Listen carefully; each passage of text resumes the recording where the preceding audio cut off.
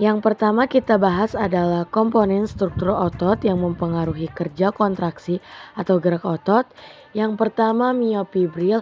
Miofilamen terdiri dari filamen tipis atau aktin, miofilamen tebal atau miosin. Selanjutnya sarkomer.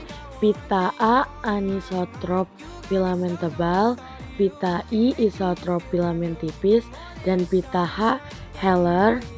Kemudian tropomiosin protein aktin pengikat, dan terdapat troponin protein kompleks yang melekat pada tropomiosin. Selanjutnya kita akan membahas sumber energi kontraksi atau gerak otot. Sumber energi kontraksi otot yaitu adanya ATP atau adenosin fosfat. ATP itu akan dirubah menjadi ADP, adenosin fosfat. Adenosin fosfat ditambah fosfat ditambah energi, kemudian AMP akan dirubah menjadi adenosin monofosfat plus P plus energi, kemudian ada keratin fosfat pada anaerob. Setiap hari kita menggunakan otot untuk melakukan aktivitas. Wanita pada gambar ini menggunakan otot pada tangannya untuk menulis. Sebagaimana yang kita ketahui, otot jantung dan otot polos merupakan otot involuntar karena gerakannya tidak memenuhi perintah yang kita hendaki, sedangkan otot rangka merupakan otot voluntar.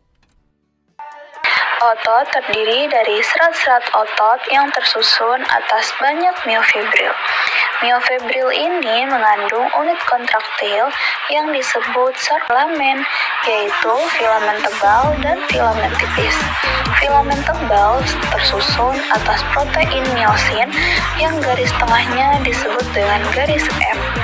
Sedangkan filamen tipis tersusun atas protein aktin dengan garis potong yang disebut garis D. Kedua filamen inilah yang menyebabkan otot kita dapat berkontraksi. Mekanisme kontraksi otot diawali dengan rancangan yang dibawa oleh sel saraf.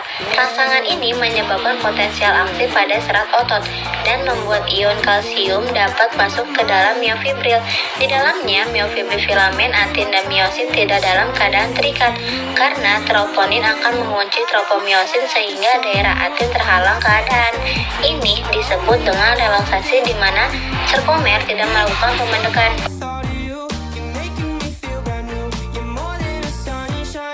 Ketika ion kalsium yang masuk tadi terikat pada aktin tropomiosin, akan berubah bentuk tropomiosin sehingga membuka daerah aktin dan miosin dapat terikat pada aktin.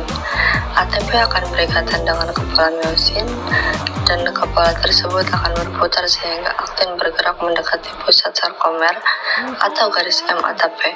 Kemudian pecah menjadi ADP dan setelah itu ATP yang baru akan berkaitan kembali dengan kepala miosin dan menyebabkan kepala miosin kembali menarik aktin ke pusat sarkomerarau.